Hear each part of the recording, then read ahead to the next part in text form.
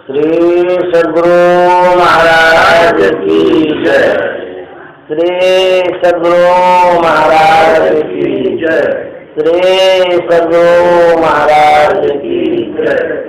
नमामि अमृत ज्ञान रूपम कृपालम अगम बोधदाता सुबुद्धि निधि विशालम क्षमाशील यति धीर गंभीर ज्ञानम धर्म कील दृढ़ धीर समधीर ध्यानम जगत त्राणकारी अघारी उदारम भगत प्राण रूपम दया गुण अपारम नमो सद्गुरु ज्ञान दाता सुस्वामी नमामि नमामि नमामि नमामि।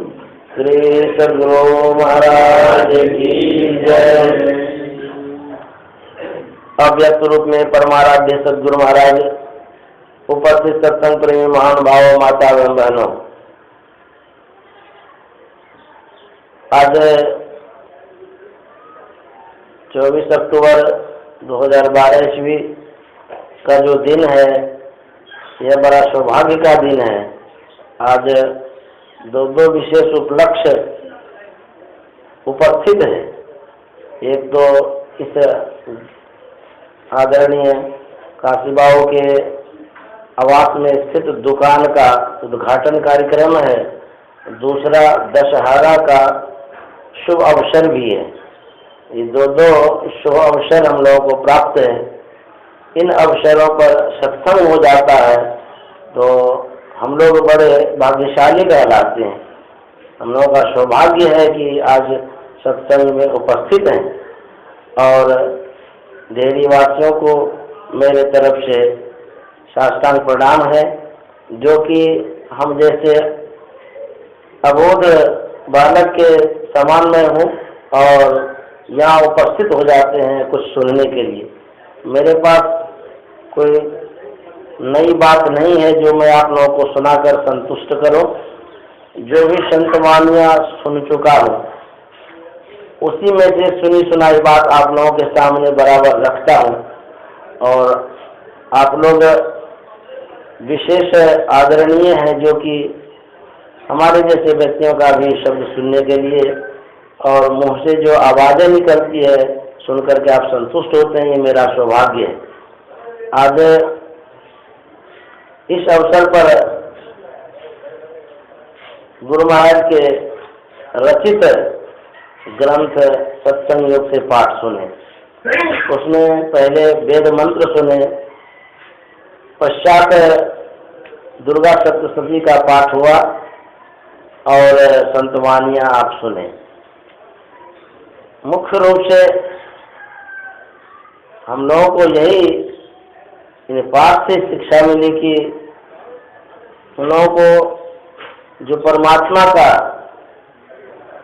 स्वरूप है, उस स्वरूप का दर्शन करना चाहिए, उस स्वरूप को प्राप्त करने का प्रयास करना चाहिए। अब दुर्गा माता हम कैसी हैं? कहते हैं वो शब्द स्वरूपा है। परमात्मा कैसे हैं? कहते निःशब्दम परमम पदम, शब्द से भी परे परमात्मा। उस शब्द से परे परम परमात्मा को प्राप्त करने के लिए ही हम लोग सत्संग करते हैं, ईश्वर की भक्ति करते हैं। इसी के लिए गुरु महाराज ने कहा, नहीं मानुष देह समैया में कर परमेश्वर में प्यार, कर्म धर्म को जला खा कर देंगे तुमको तार। यह जो मनुष्य का शरीर मिला है, इस मनुष्य शरीर में उस परमेश्वर को प्राप्त करने की चेष्टा करें, जो परमेश्वर, जो परमात्मा सर्वव्यापक है, सबसे परे हैं और सबके अंदर में भी। उस परमात्मा को जब तक प्राप्त नहीं करेंगे, जो परम शांति है उसकी प्राप्ति नहीं हो सकती है। परम शांति की प्राप्ति के निमित्त ही यह सत्संग है। सत्संग हम लोगों को शिक्षा देता है कि अच्छे व्यक्तियों का संग करना चाहिए, सज्जनों का संग करना चाहिए। यदि संग बूढ़ा हो गया तो व्यक्ति का विचार खराब हो जाएगा और वह जो रास्ता पकड़ा है कुपथ पर चला जाएगा, कुपथगामी हो जाएगा।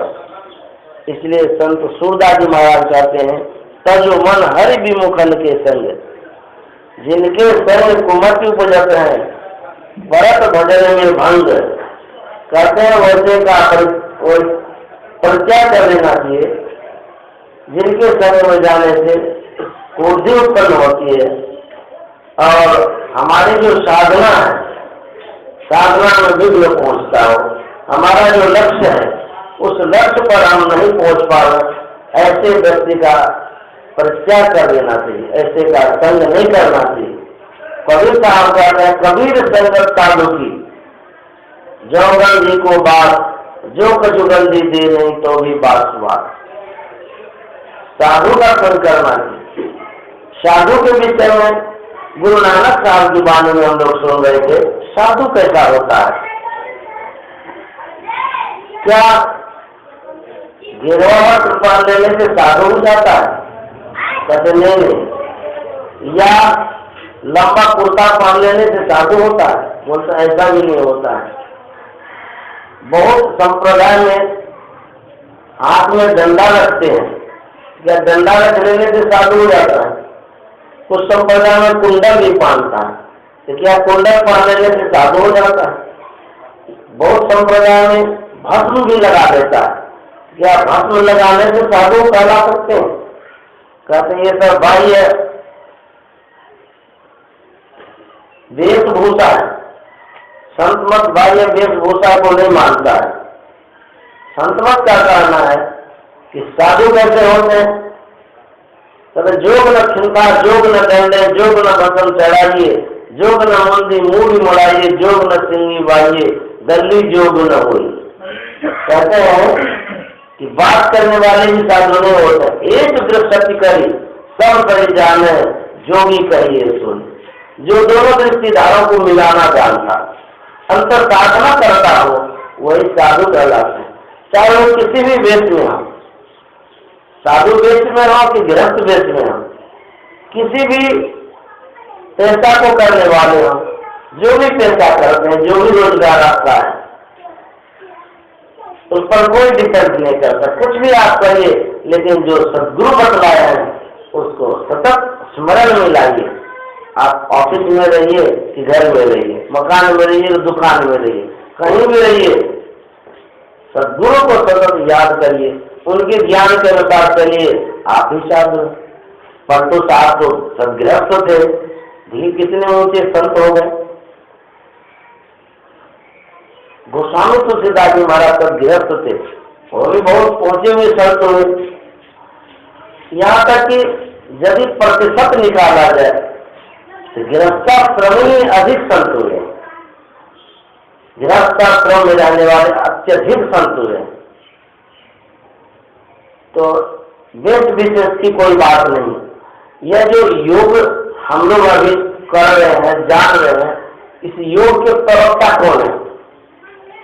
योग कहाँ से निकला और किनकी देन है? कहते हैं कि विश्व विख्यात महायोगेश्वर भगवान शंकर की देन है। वो कौन थे? वो सदगृहस्थ थे, सपत्निक थे। अब मुझे एक सदगृहस्थ ऐसा योग निकाला जो संसार के लोग उसकी ओर चल दिए। हम आप भी सदगृहस्थ हैं, हम लोगों को भी चाहिए जैसे भगवान शंकर उपासना करते थे वैसे ही उपासना करें। भगवान शंकर ने कहा, गिरजा संत समागम सब लाभ कछुआन, बिन हरि कृपा न पाइए गावन वेद पुराण। हे गिरिजा, संत समागम के समान दुनिया में और कोई लाभ नहीं है। दुनिया के जितने आदमी हैं सब लाभ के लिए तो कुछ करते हैं, चाहे दुकानदारी करते हैं, कोई व्यापार करते हैं या कोई भी रोजगार करते हैं, लाभ के लिए करते हैं। तो भगवान शंकर कहते हैं कि सबसे बढ़कर के यदि लाभ प्राप्त करना चाहते हैं तो कहाँ मिलेगा? कहते हैं गिरजा संत समागम। संत समागम में जो लाभ मिलता है, कहते हैं वैसा लाभ दुनिया के किसी भी समागम में नहीं मिल सकता।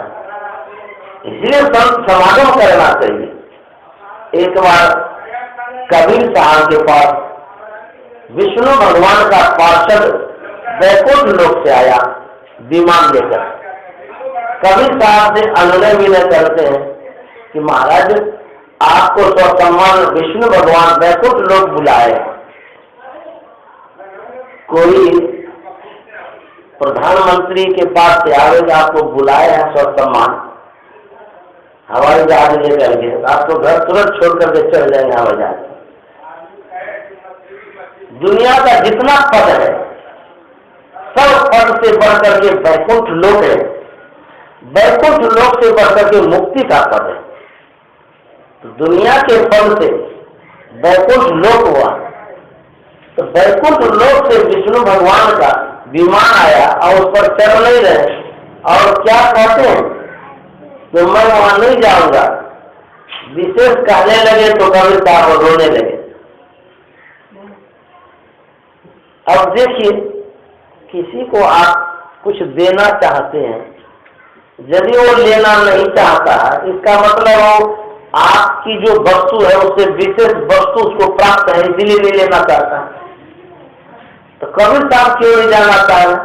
कबीर साहब को वैकुंठ लोक से विशेष वस्तु की प्राप्ति होती होगी यहाँ, तब नहीं जाना चाहे। तो कबीर साहब कहते राम बुलावा भेजिया दिया कबीरा रोज, जो सुख साधु संग में सो वैकुंठ न हो। जो साधु संग में सुख होता है सो वैकुंठ में नहीं होता। तो साधु संग में जो सुख है, कैसा सुख है? कहते भजन में हो आनंद आनंद, बरसत विसत अमी के बादल बीजन है कोई संत। भजन में आनंद होता है, सत्संग में अमृत बरसे। मैं तो अन्न पड़ी चूरण के नगर, सत्संग बिना दिया तर से। कबीर साहब कहते हैं सत्संग में अमृत की वर्षा होती है। मान लिया जाए बाहर में बारिश हो, आप छाता लगा करके चल रहे हैं, तो वर्षा का जो आनंद होना चाहिए आपको प्राप्त नहीं होगा। किसको प्राप्त होता है? छोटा छोटा बच्चा खुला बदन स्नान करता है, खूब कूदता है, नाचता है, झूमता है। देखिए उनकी खुशी का ठिकाना नहीं रहता है, वर्षा का बूंद पड़ते ही नाचने लग जाता है। ऐसा क्यों होता है? तो बच्चा का खुला बदन है तो डायरेक्ट बूंद उनके शरीर पर पड़ता है, इसीलिए वो छूने लग जाता है। और हम आप क्या करते हैं? छाता लगा लेते हैं, प्लास्टिक का आवरण ढक लेते हैं, इसीलिए आपको आनंद नहीं आता। उसी तरह से सत्संग में जो अमृत की वर्षा होती है, उस वर्षा में जो आनंद है, उस आनंद को कौन प्राप्त करता है? संत प्राप्त करता है, क्योंकि वो निरावरण है, उनके ऊपर कोई आवरण नहीं है, इसीलिए वो विशेष आनंदित होते हैं। भजन में हो आनंद आनंद, बरसत विसत होने के बाद भीजक है कोई संत। कोई संत ही भीजते हैं, हम आपको कपड़ा पहन करके रहते हैं, कैसे भीजेंगे? आवरणित है, शरीर ढका हुआ है। तो गुरु महाराज कहते हैं स्थूल सूक्ष्म कारण महाकारण कैवल्यों के पार।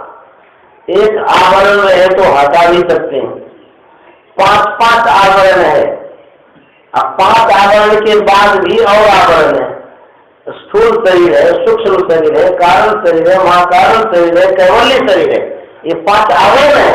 इसके ऊपर कितना आवरण है? एक गंजी पहने, कुर्ता पहने, स्वेटर भी पहने, उसके ऊपर रजाई भी ओढ़ लेते हैं, घर के भीतर घुस जाते हैं, लेकिन आवरण पर आवरण है। इतना बंधन है हम लोग इस शरीर पर, तो कैसे परमात्मा को प्राप्त करेंगे? एक संत है राधा स्वामी साहब, वो कहते हैं बंधे तो गाढ़े बंधन आन, पहला बंधन पड़ा देह का, दोसर तिरिया जान। पुरुष के लिए तिरिया, तिरिया के लिए पुरखा जान, दोनों एक दूसरे के बंधन है। शरीर भी बंधन है, शरीर और संसार से मुक्त होना, समझ लिए पूर्ण बंधन से मुक्त होना है। यदि शरीर के बंधन से मुक्त नहीं हुए तब तो बड़ा मुश्किल है। शरीर और संसार के बंधन से मुक्त होना है, शरीर पहला बंधन है, दोसर तिरिया जान। शरीर पुरुष का बंधन है। क्यों बंधन कहा गया? हम जिस परिवार में रहते हैं उस परिवार में हम मोहित हो जाते हैं, आसक्त हो जाते हैं, हमारा विशेष लगाव हो जाता है, छोड़ना नहीं चाहते हैं, मन से आबद्ध हो जाते हैं, इसीलिए कहा गया बंधन है। गृहस्थ आदमी यदि योग करता है, ध्यान करता है, तब उसको मोह नहीं होगा। क्योंकि जगत गुरु शंकराचार्य जी महाराज कहते हैं, सत्संगत्वे निसंगत्वम, निसंगत्वे निर्मोहत्वम, निर्मोहत्वे निश्चलितत्वम, निश्चलितत्वे जीवन मुक्ति। कहते सत्संगति से हो जाता नर विषयों से निसंग। यदि उचित ढंग से साधना करेंगे तो आप घर में रह करके भी अनासक्त रह सकते हैं। अनासक्त जग में रहो भाई, दमन करो इंद्र न दुखदाई। हम लोग राक्षसों का संहार करते हैं, लेकिन सबसे बड़ा राक्षस तो हमारे शरीर में ही है। काम, क्रोध, लोभ, मोह, अहंकार, ये सब राक्षस है। हमको दबा दबा के रखता है, हमारे ऊपर आधिपत्य जमा लिया है। इनसे तो लड़िए। बाहर की लड़ाई में हम लोग समय बर्बाद करते हैं। अंदर की जो लड़ाई है बहुत दिन की लड़ाई है, बहुत सूझबूझ की लड़ाई है। अभी सुने न पूर्व वक्ता से गुरु महाराज ने कहा, आओ वीरो मर्द बनो, अब जील तुम्हें तो ना होगा। लड़ाई लड़नी है तो मन से लड़ाई लड़िए, तब जाकर के आप आगे बढ़ेंगे। रामकृष्ण परमहंस जी महाराज ने कहा है, जो कोई कटहल काटता है हाथ में तेल लगा लेता है, यदि तेल नहीं लगावे तो हाथ में कटहल का लक्का लग जाएगा। ऐसा होता है। उन्होंने कहा कि उसी तरह से साधकों को, सब गृहस्थों को चाहिए कि साधना रूपी तेल लगा लें, सत्संग रूपी तेल लगा लें, तो जो सांसारिकता की लता है वो नहीं लगेगा। यदि सत्संग नित्य नहीं करेंगे, ध्यान नित्य नहीं करेंगे, तो जो सांसारिकता है वो आप में समाहित हो जाएगी। फिर आपको क्या करेगा? तो घसीटते रहेगा, अपनी ओर खींचेगा। इसलिए कहते हैं सत्संग नित्य और ध्यान नित्य रहिए, कर संलग्न हो। गुरु महाराज कहते हैं सत्संग रोज करना चाहिए। इससे क्या होता है? मन की सफाई होती है। जैसे घर में हम लोग प्रत्येक दिन झाड़ू देते हैं तो घर की सफाई होती है। यदि झाड़ू देना बंद कर दें, देखिए कितना मैल जमा हो जाए, धूल कर जमा हो जाता है। उसी तरह से कहते हैं मन की सफाई के लिए सत्संग रूपी झाड़ू की आवश्यकता है। यदि रोज आप खाते हैं तो रोज गाना भी चाहिए। ये नहीं खाली खाते रहें, गाएंगे नहीं। यदि कुछ प्रभु के लिए कुछ नहीं करेंगे तो फिर आपको हानि हो जाएगी। जैसे पौष्टिक आहार लेने से शरीर मजबूत होता है, उसी तरह से सत्संग करने से मन मजबूत होता है। ध्यान करने से आत्मबल बढ़ता है। ये सूक्ष्म चीज है। खाली तन को बढ़ाते रहिए, अब मनोबल यदि कमजोर हो गया तो आप हार जाएंगे। तो मनोबल बढ़ाने के लिए सत्संग की आवश्यकता है। खाए खुराका पान पोषका जमका पकड़ा पड़ता है, जम बच जाती तोड़े छाती, इनसे क्यों नहीं डरता? कहते हैं खाली खाते रहेंगे फिर क्या होगा? जमराज पकड़ करके ले जाएगा, लूटेगा कूटेगा। इसलिए कहता भगवत भजन भी होना चाहिए। तो इसकी शिक्षा कहाँ मिलती है? कहते सत्संग में। जब तक सत्संग में नहीं आएंगे तो सही मार्गदर्शन नहीं मिलेगा और उचित कर्म नहीं कर पाएंगे। हम करते तो हैं, अपने हिसाब से सोचा तो ठीक ही कर रहे हैं। अपना बुद्धि विवेक से सोचता हम तो बहुत कुछ कर रहे हैं, अच्छा ही कर रहे हैं। लेकिन व्यक्ति को पता नहीं चलता कि गलत भी हो रहा है, कहाँ गलत हो रहा है, कैसे हो रहा है, ये पता नहीं चलता है। तो पता कहाँ चलता है? जैसे मान लिया जाए आप अपने फेस को देखना चाहते हैं, चेहरा को देखना चाहते हैं, तो कहाँ पर देखेंगे? कैसे पता चलेगा? अपना चेहरा देखने के लिए आईना चाहिए, दर्पण चाहिए, तब अपना चेहरा देख सकते हैं। दूसरे का चेहरा देखने के लिए दर्पण की आवश्यकता नहीं है। उसी तरह से हम अपनी कमी को यदि देखना चाहते हैं तो कहाँ देखेंगे? अगर ज्ञान रूपी दर्पण में अपने चेहरे को देखिए कि आप में कहाँ कमी है, क्या कमी है। तो जब तक ज्ञान नहीं है तब तक आप अपने को होशियार समझे।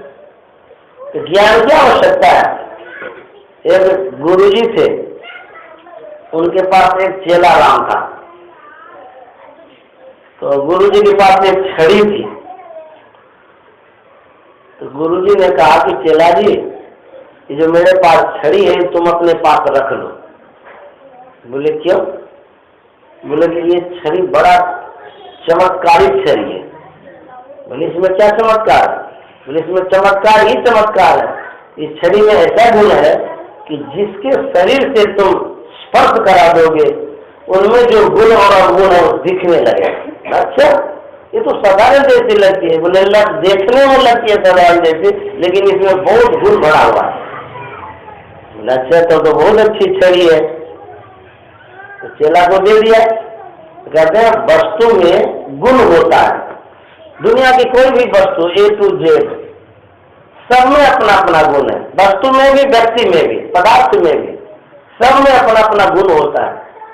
जिस वस्तु में जिस तरह का गुण होता है उससे संपर्क होने से, स्पर्श होने से वैसा गुण उसमें समाहित हो जाता है। तो छड़ी में जो गुण था, देखने सुनने का, गुण ढूंढने का, तो उसके हाथ में तो गया, उनके मन में होने लगा कि छड़ी में तो ये है कि गुण अवगुण दिखता है, तो किनको पहले सताना, किनके शरीर में स्पर्श करा, किनको हम देखें कि इसमें गुण कितना है, नहीं है।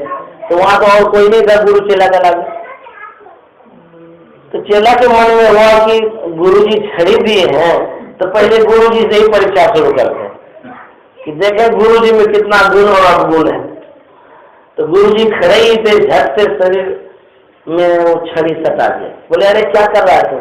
बोले गुरुजी आपने जो छड़ी दी है देखने का है ना, इसमें भी कितना गुण है, कितना गुण है, पहले आप में ही देखते हैं आप में कितना गुण है, गुण। बोले अच्छा, हमने ही सटा दिया पहले। अच्छा ठीक है देखो। तो जैसे ही सताया तो उसमें अवगुण बहुत दिखा। बोले राम राम, हमको तो पता ही नहीं था आप में इतना अवगुण है। यदि पहले जान पाते तो हम आपका संग भी नहीं करते। लीजिए अपना छड़ी, हम चल दिया। अच्छा किए जो आप छड़ी हमको दिए। तो बोले चेला राम रुको रुको, जाते कहाँ? अरे हमें सता के तो देख लिए इतना अवगुण हमारे अंदर में, एक बार तुम अपने में भी सता के तो देखो। तो जो अपने में सता के देखता है तो गुरु से भी ज्यादा उसमें अवगुण था।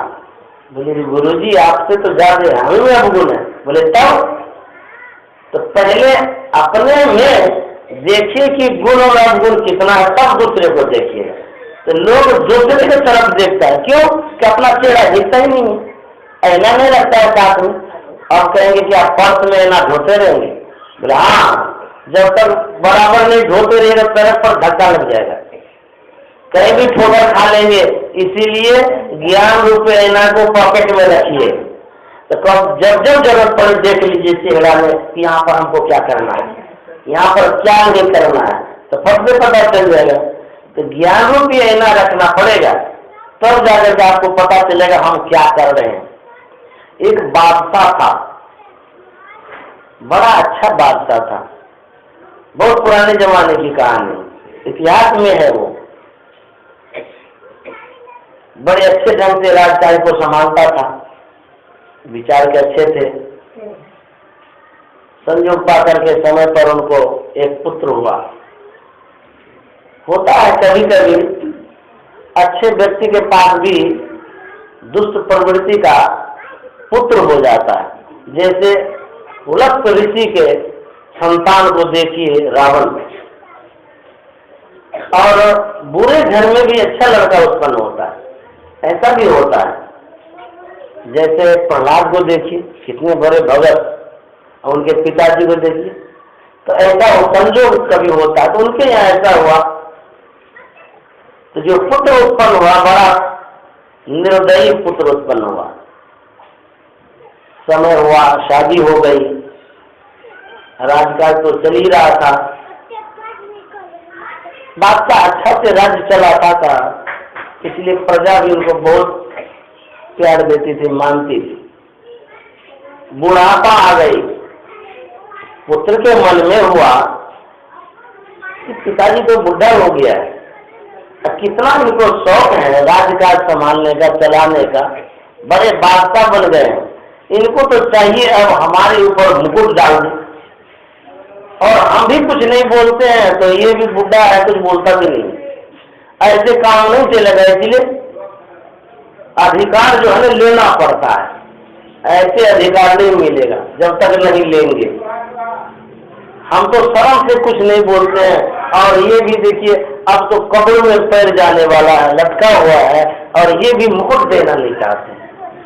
और क्या करें, अब धावा बोल दिया पिताजी को।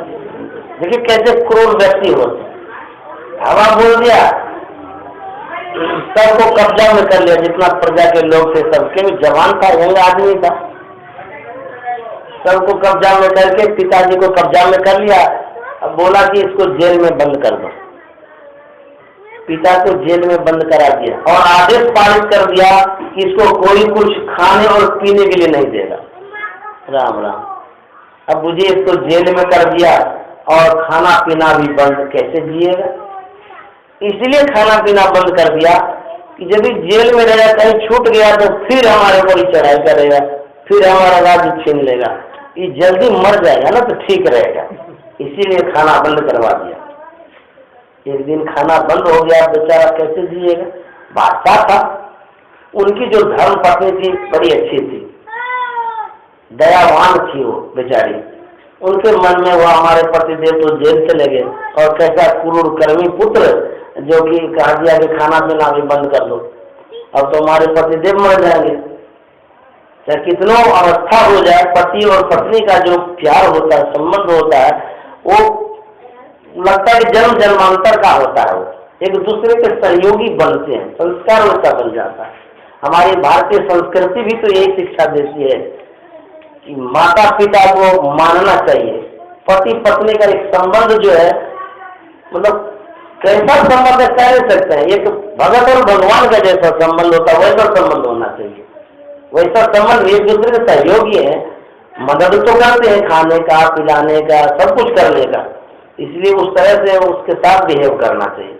लेकिन कोई कोई देखने में आता है पत्नी को नहीं मानता, कोई पति को नहीं मानता, ये ठीक बात नहीं है। हमारी संस्कृति ये शिक्षा नहीं देती है, एक दूसरे को मानना ये शिक्षा देती है। तो पत्नी के मन में दया आ गई, वो क्या किया, जो सामग्री घर में बनी हुई थी वो चुरा करके चादर ओढ़ ली, छिपा के ले लिया खाने का चीज। तो माँ थी ना, उनका लड़का राजा था, तो माँ को वहां जाने से मना नहीं था।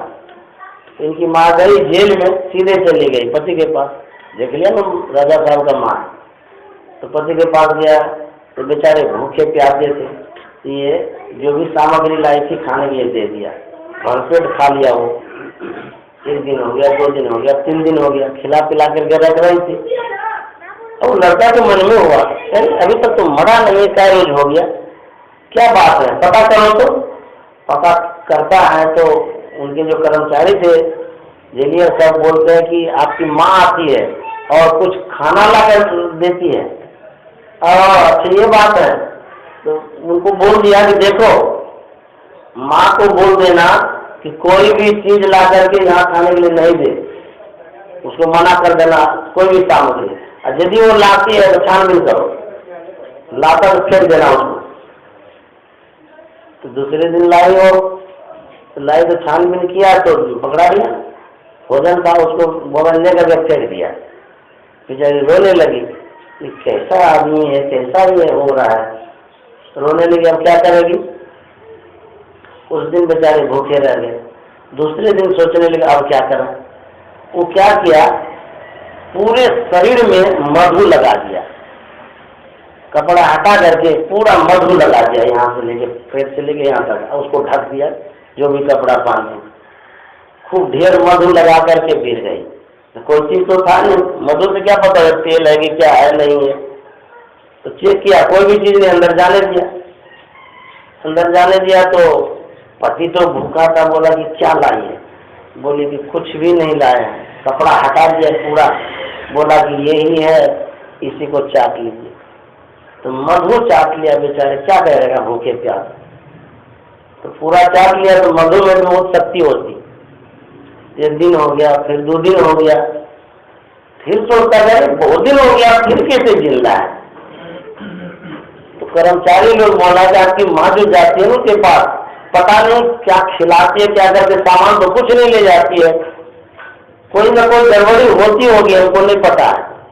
तो बोले कि यही ना कारण है, माँ को आज से बंद, जेल जाना बंद कर दो, काम खत्म, अपने मर जाएगा।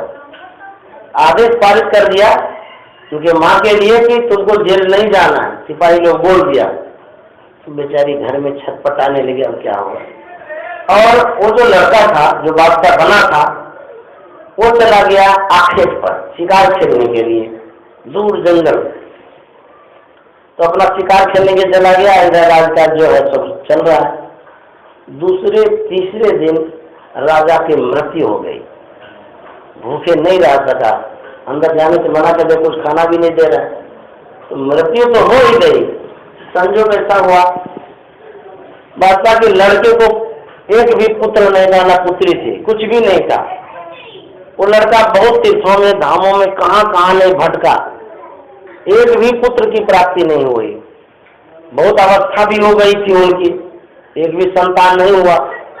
तो संजोग ऐसा होता है, जिस दिन उसके पिता की मृत्यु होती है, उसी दिन उसको पुत्र रत्न की प्राप्ति होती है। वो क्रूर लड़का को पुत्र प्राप्त हो गया, और वो चला गया था आखेट में, जंगल शिकार खेलने के लिए बहुत दूर चला गया था। मंत्री को पता चला कि उनके पिता की मृत्यु हो गई है, उनको पुत्र रत्न की प्राप्ति हो गई है। तो मंत्री भी असमंजस में हो गया।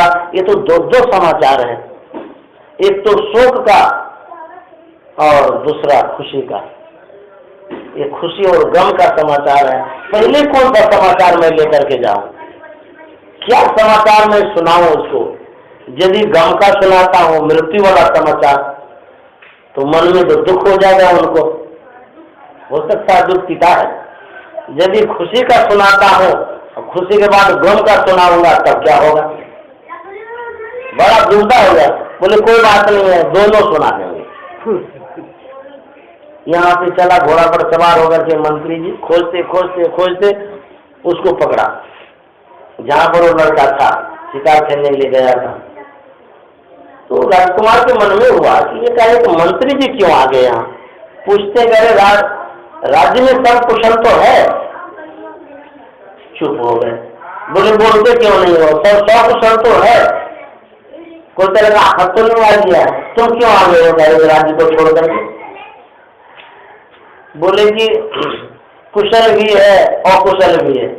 दो बात बोलता है, कुशल भी है अकुशल भी है, क्या संवाद लाया बताओ। बोले एक नहीं 2 संवाद है। बोले बताओ कौन सा संवाद है। बोले पहले मैं कौन सा सुनाऊं यही सोच रहा हूँ, क्या करूं मैं। बोले कौन सा सुनाऊं, कैसा संवाद है। बोले एक खुशी का एक गम का। बोले कोई बात नहीं, तुम असमंजस में है, कभी भी किसी को जब भी संवाद सुनाना हो पहले खुशी का सुनाओ, गम की बात बाद में होती रहेगी, उसको सुनाना बाद में होगा, पहले खुशी का सुनाओ, खुशी की क्या बात हुई है। बोले कि खुशी की बात यही है, आप संतान के लिए तबाह थे, दुखी थे, व्याकुल थे, बेचैन थे, वर्षों बीत गई, आपकी भी बुढ़ापा आने लगी, संतान की प्राप्ति नहीं हुई थी, लेकिन संजोग ऐसा है आज ही पुत्र रत्न की प्राप्ति हुई है। इतना तो सुनना था। बेचारा सुन करके एकदम खुशी के मारे पागल हो गया, नाचने लगा, बोलने लगा पूरे राज्य में ढोला पिटवा दो, सबको आमंत्रित कर दो, ये बांटेंगे वो बांटेंगे, ये देंगे वो देंगे, खूब बोलने लगा। बोलते बोलते जब होश में आया, बोला कि एक संवाद और आगे ड्रम बताओ, नहीं सुना। बोले कि अब वो भी सुन लीजिए। आज पुत्र रत्न की प्राप्ति तो हो गई आपको, लेकिन आपके पिता की मृत्यु हो गई भूख के कारण। दोनों बात जो आ गया, कितना क्रूर कर्मी रहता है। देखिए एक अवस्था आती है, पुत्र के भी मन में दया आती है, चाहे कैसा भी पुत्र क्यों ना हो, भले वो बहुत कुछ किया, लेकिन मृत्यु जो हो गई पिता की, एक एहसास होने लगा मृत्यु हो गई पिता की, और यहाँ खुशी हो रही है पुत्र प्राप्ति की। अब दोनों कि तुलना वो कर रहा है, अरे हम भी तो पिता बन गए, वो हमारे पिताजी थे, हम भी आज पिता बन गए। मन में सोच रहा कहीं मेरे साथ भी तो नहीं ऐसा करेगा ये, यदि मेरे साथ भी ऐसा करेगा तब हमारा क्या होगा। हमने तो पिता के साथ बहुत बुरा किया, ऐसा तो हमको नहीं करना चाहिए था, ऐसा जघन्य अपराध किया है कि माफी के लायक नहीं किया, अब क्या होगा। दोनों बात अटैक कर गया उनको।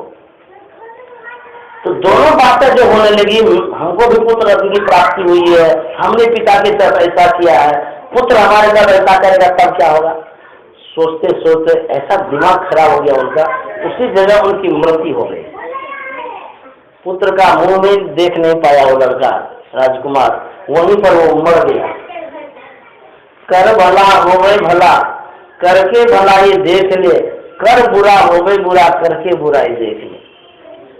जो कोई सोचता है दूसरे के लिए भला या बुरा, उसका परिणाम कब आएगा पता नहीं चलता।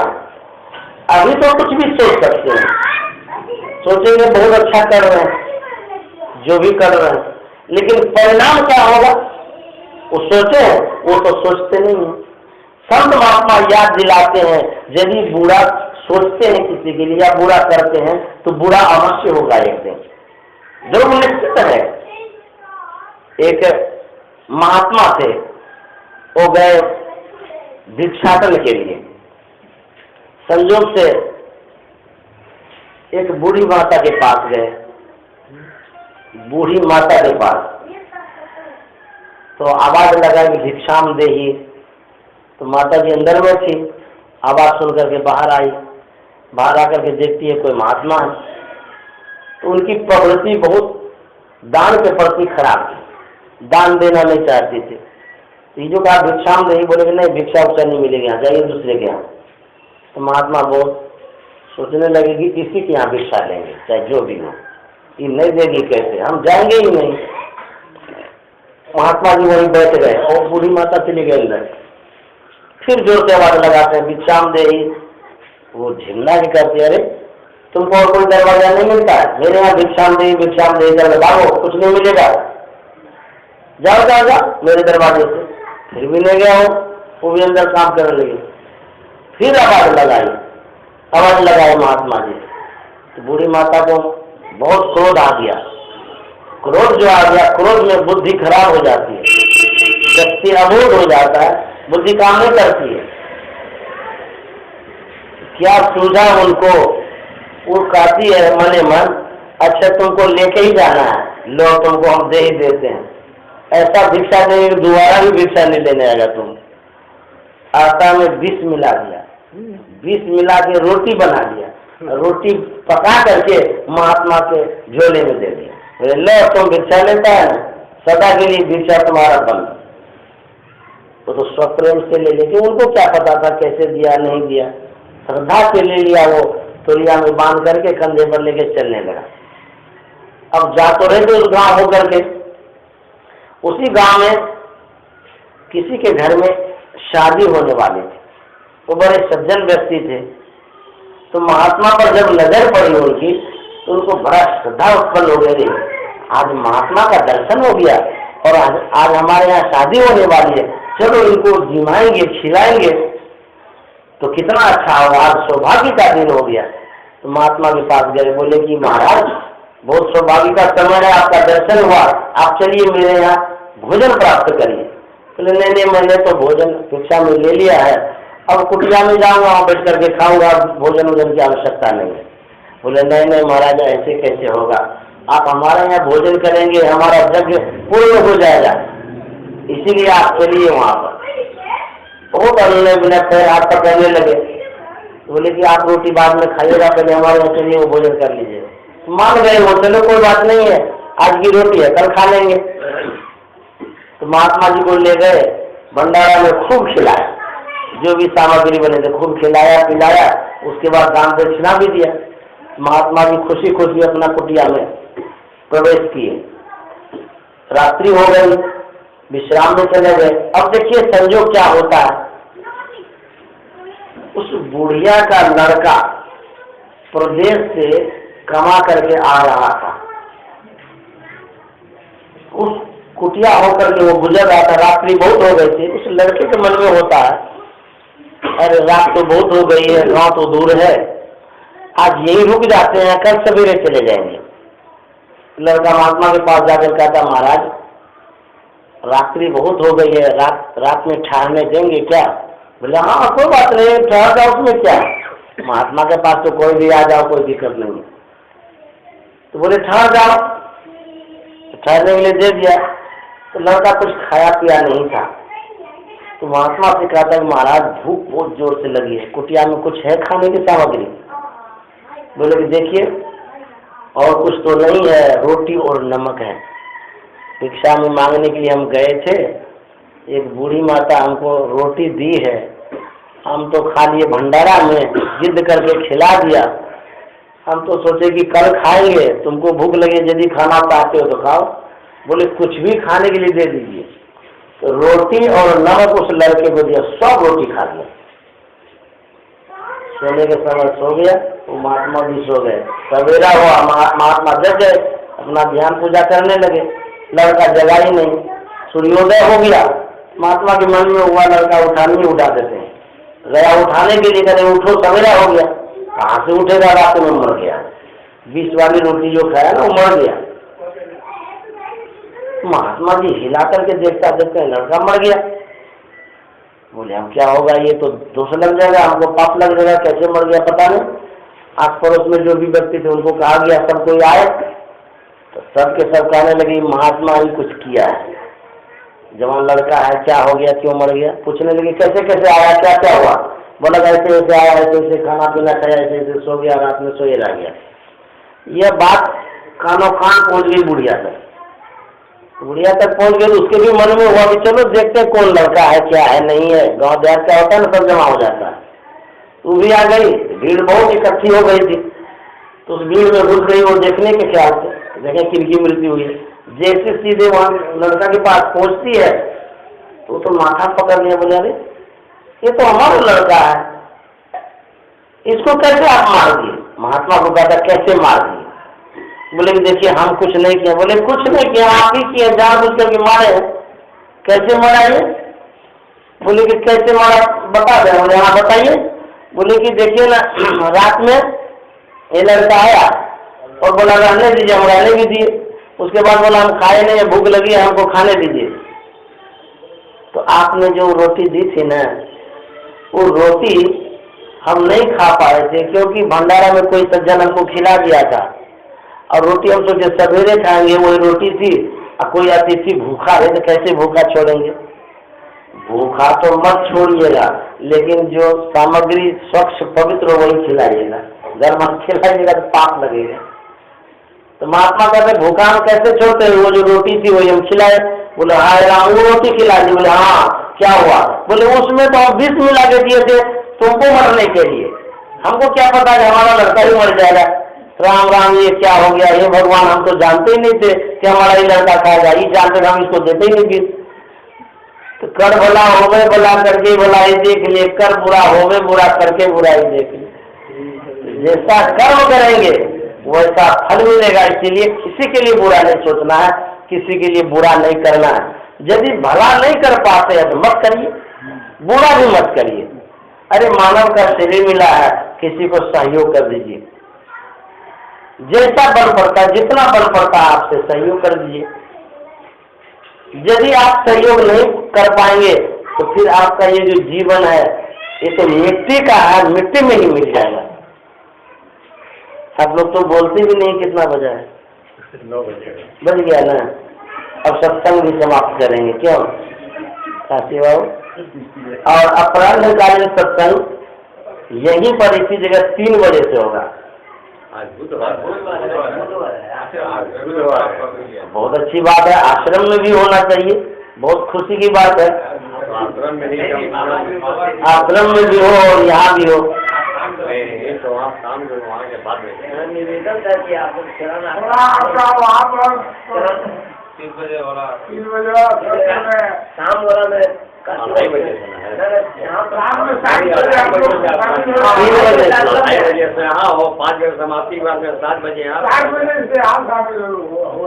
ये तो हम जिनके द्वारा बुलाए गए हैं, अब उनके ऊपर डिपेंड करता है हमको कहाँ चाहते हैं सत्संग करने के लिए। यहाँ कहेंगे यहाँ कर लेंगे, आश्रम में कहेंगे आश्रम में, किसी और भी यहाँ कहेंगे वहाँ कर लेंगे। साप्ताहिक वही होना चाहिए, निवेदन करते हैं। आप लोग देखिए घर का उद्घाटन का कार्यक्रम है, जैसा कहेंगे हमको क्या कहीं जा करके प्रवचन करना है। 7 बजे का ठीक होगा बाबा। तो अब तो कार्यक्रम अभी का यहाँ समाप्त करेंगे, फिर अपराह्न काल का आप लोगों का जैसा जो विचार होगा, हमको कोई दिक्कत नहीं, जहाँ भी कहेंगे करने के लिए। हम बुलाए गए हैं जिनके द्वारा, उनका मंतव्य जरूरी है। और आप लोग समाज के आदमी हैं, समाज के अंतर्गत ये भी हैं, तो समाज की जो भी बातें होगी आप लोग सामंजस्य करेंगे। हम समाज की भी इनकी व्यवस्था पे हैं। तो अब 2 मिनट में समाप्त करते हैं, उसके बाद फिर बात कर लीजिएगा। समाप्त होने के बाद बात करिए। श्री सद्गुरु महाराज की जय। हम लोगों की जो संस्कृति है उनकी यही शिक्षा है, प्रातः काल उठ के रखना था, माता पिता गुरु ना वही माथा। प्रातः काल उठ करके माता पिता और गुरु को प्रणाम करना चाहिए। कहेंगे प्रणाम करने से क्या मिलता है? कहते आयुर्विद्या अशो विलम, प्रणाम करने से बहुत कुछ मिलता है। प्रणाम करके यदि देखेंगे तो अनमनस्क ढंग से प्रणाम करेंगे कुछ भी नहीं मिलेगा। प्रणाम में विनम्रता होनी चाहिए, सुशीलता होनी चाहिए, श्रद्धा भक्ति होनी चाहिए। नहीं जय गए अब पैर छू लिए, वो नहीं। आजकल तो ऐसे प्रणाम कर देता है दूर से, ऐसे करता है बाय बाय, हाथ हिला दिया, वो क्या प्रणाम है? आशीर्वाद यदि आ भी रहा है तो ऐसे ऐसे कर दिया, नहीं चाहिए हमको आशीर्वाद।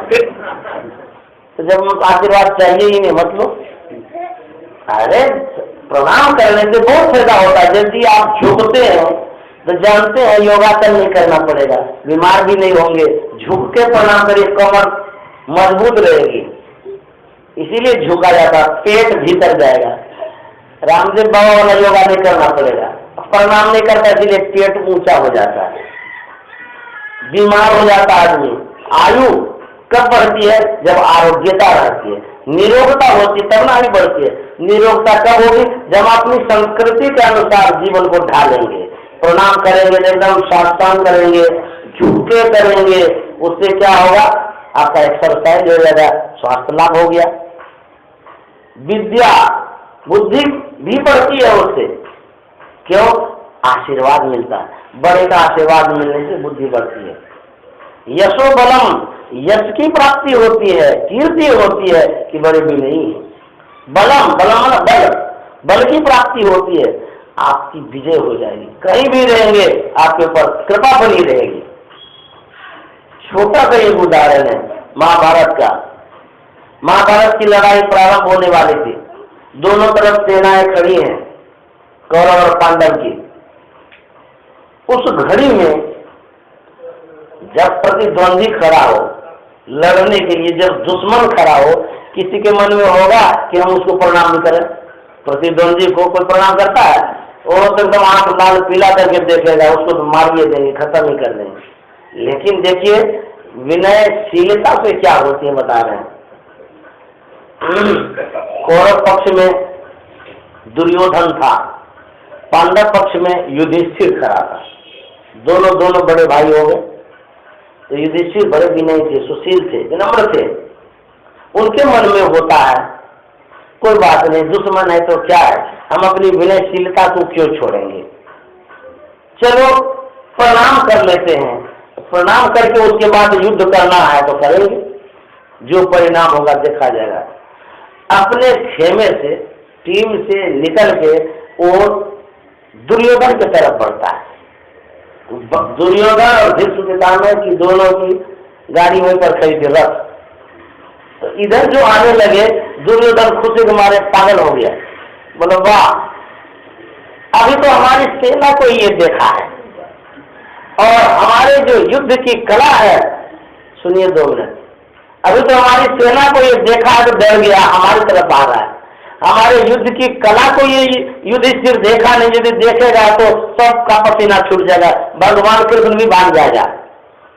सेना को देख करके देखिए समर्पण करने आ रहा है, हमारे पास आ रहा है। पितामह कहता है बेवकूफ कहेगा चुप रहो, तुम देखो होता क्या है, तुम क्या समझ रहा है। बोले देखिए न पितामह, रथ छोड़ करके स्वर्ग में आ रहा है, अब माफ कर दीजिए उनको, अब तो राज्य हमारा हो ही गया। देखो अभी क्या होता है, आनंद तो क्या करता है। जैसे आया सीधे चला गया भीष्म पितामह के पास, भीष्म पितामह को खूब बढ़िया से प्रणाम करता है। भीष्म पितामह उसको हृदय से लगा लेता है और कहता है, दुर्योधन वही करा है, कहता है कि बेटा विजयी भवा, तुम्हारी विजय होगी। दुर्योधन को आग लग गई, पितामह ये क्या बात करते हैं, अरे हमारे पक्ष के सेनाध्यक्ष हैं आप, और कहते हैं विजय भवा, दुश्मन को विजय के लिए आशीर्वाद देते हैं, ये तो आप विपरीत बात बोलते हैं। बोले कि दुर्योधन तू भी यदि प्रणाम करेगा युधिष्ठिर का, उनसे भी तुमको आशीर्वाद मिल जाएगा, लेकिन तुम्हारे ऊपर अहंकार का नाग बैठा हुआ है, काली चादर ओढ़ लिया है, तुम कहाँ जाएगा प्रणाम करने के लिए। और कहा युधिष्ठिर से कहते हैं भीष्म पितामह बेटा तुम्हारी विजय होगी, और तुम यदि नहीं आता प्रणाम करने के लिए तो तुम्हारी पराजय हो जाती। दुश्मन विजय का आशीर्वाद जब दे देता है तो समझिए उनका जो बल है ना आधा घट गया उसी समय। जिसको भी आप प्रणाम करते हैं उनसे जो आशीर्वाद मिलता है, उनके बल को आप जीत लेते हैं, उनका बल आप में आ जाता है, शक्ति आ जाती है, उनका शौर्य आप में आता है। इसीलिए प्रणाम करना चाहिए, प्रणाम करेंगे आप में वो शक्ति आ जाएगी, स्वतः उनके अंदर में दया आ जाएगी। जिनके अंदर में दया आती है उनके अंदर में हिंसा की भावना नहीं होती है, वो आपको मारेगा नहीं, दया भाव से आपको छोड़ देगा।